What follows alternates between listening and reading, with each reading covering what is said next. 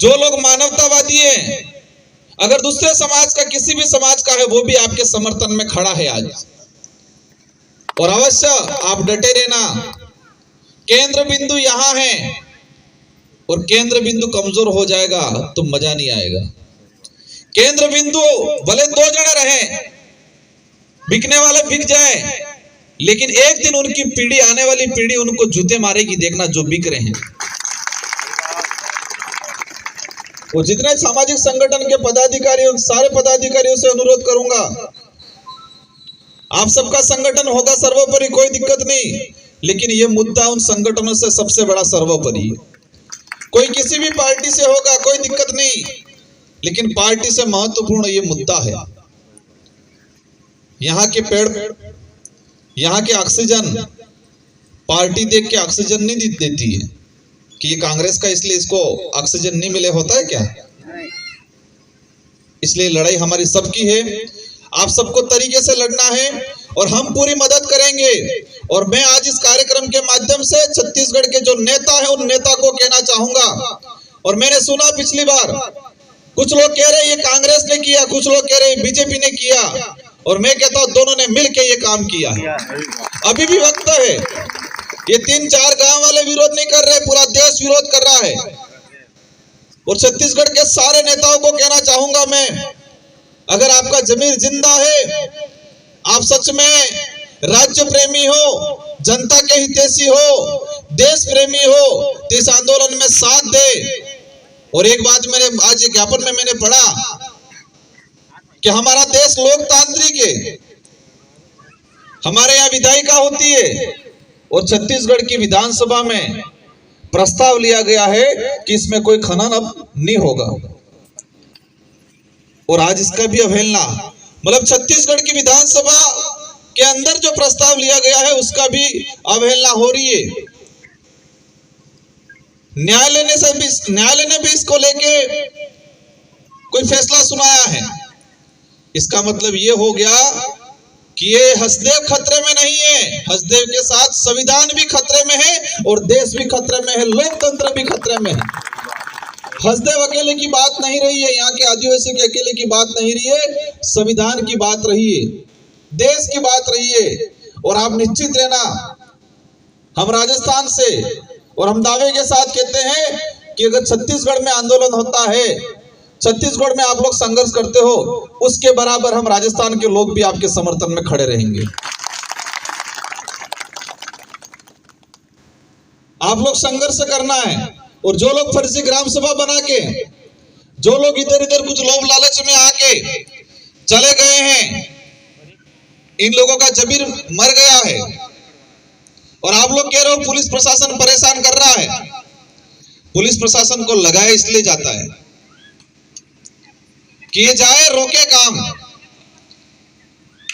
आज अंग्रेज चले गए, लेकिन अंग्रेजों के द्वारा जो नीतियां बनाई गई थी वो आज भी फॉलो हो रही है। हमारे बुजुर्ग लोग कहते थे कि आजादी के बाद जब छोटे बच्चे पूछते थे बड़े बुजुर्गों को कि आजादी मिली अब बढ़िया है, तो पहले क्या होता था, तो बड़े बुजुर्ग कहते थे पहले काला कानून होता था यूं। तो फिर हम बच्चे पूछते थे कि काला कानून क्या होता था, तो आजादी से पहले राजा जो कहता वही कानून होता। राजा सेनापति को कहता ये दिन नहीं रात है, तो सेनापति कहता यस सर ये दिन नहीं रात है। और सेनापति सेना को कहता कि ये दिन नहीं रात है, तो सेना जानते हुए भी कि ये दिन है रात नहीं है, फिर भी सेनापति ने कहा है इसलिए यही कहती कि यस सर ये दिन नहीं रात है। और वही आज हो रहा है, वो हसदेव में हो रहा है। कई पुलिस वाले मन से अंदर चाह रहे होंगे कि ये नहीं करना चाहिए, लेकिन उनके एसपी ने कह दिया है कि ऐसा करो तो यस सर करना पड़ेगा। तो अंग्रेजी व्यवस्था में जो चल रहा था हुकुम वाला सिस्टम, ये दिन नहीं रात है, वही काला कानून आज चल रहा है। इसलिए आप सबको संवैधानिक तरीके से, ये लोग चाहेंगे कि ये लोग कुछ हरकतें करें, हमें नहीं करना है, हमें संवैधानिक तरीके से लड़ाई लड़नी है। और इस लड़ाई में पूरा देश साथ में है। कुछ मीडिया वाले आए हैं, उनको धन्यवाद देना चाहूंगा लेकिन आपके चैनलों के माध्यम से उन देश के नेशनल मीडिया वालों को भी मैं कहना चाहूंगा कि आप लोगों को डूब मरना चाहिए। देश खतरे में है और आप छोटी छोटी न्यूज़ें दिखा रहे हो। यहाँ लोग धरना दे रहे, 10 साल से संघर्ष कर रहे, यहाँ लोग 300 किलोमीटर तक चल रहे हैं और नेशनल मीडिया के कहीं आप जगह नहीं दे रहे हो। और किसी अरबपति की पत्नी क्या पहन रही है, कौन सी साड़ी पहन रही है, वो दिखा रहे हैं। सही बात। किसी अरबपति के घर में कुत्ता क्या खा रहा है, कौन सा बिस्किट खा रहा है, वो दिखा रहे हैं ये लोग। इजराइल में वो हो रहा है, वो दिखा रहे हैं। पाकिस्तान में ये हो गया, वो दिखा रहे हैं।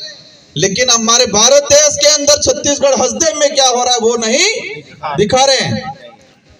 ये सरकार नहीं, मीडिया वाले भी, कई मीडिया वाले इन लोगों के गुलाम बन चुके हैं। उन चैनलों वालों को कहना चाहूंगा, आप राष्ट्र की बात करते हो, देश की बात करते हो, तो छत्तीसगढ़ आओ, हसदेव को देखो कि जंगल में क्या हो रहा है। अभी 22 टोटल माइनिंग का देखा मैंने, इसमें 3 तो राजस्थान के लिए और बाकी 7 अन्य के लिए। और यही आने वाले समय में अगर 22 से 22 होगी तो आज पहाड़ जो दिख रहे हैं वो पहाड़ नहीं रहेंगे।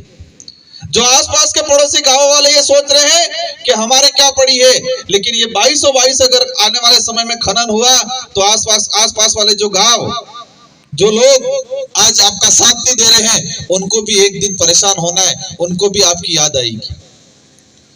सारे छत्तीसगढ़ वालों से कहना चाहूंगा, हम लोग सब साथ में हैं, लेकिन आप मजबूती से लड़ो। छत्तीसगढ़ में जितने भी सामाजिक संगठन हैं, वो सारे सामाजिक संगठन एक दिन एकत्रित हो, एक डेलीगेशन बनाओ और राज्य सरकार से मिलो आप लोग। अगर वो नहीं मानते हैं तो ये धरना यहाँ चल रहा है। और छत्तीसगढ़ में जितने आदिवासियों के नाम से सामाजिक संगठन है, वो सारे सामाजिक संगठन रायपुर के अंदर धरना दो अनिश्चित काल के लिए। कैसे लड़ाई नहीं जीतते? किसानों ने लड़ाई जीती, 1.5 साल तक रहे, दिल्ली का हाईवे जाम।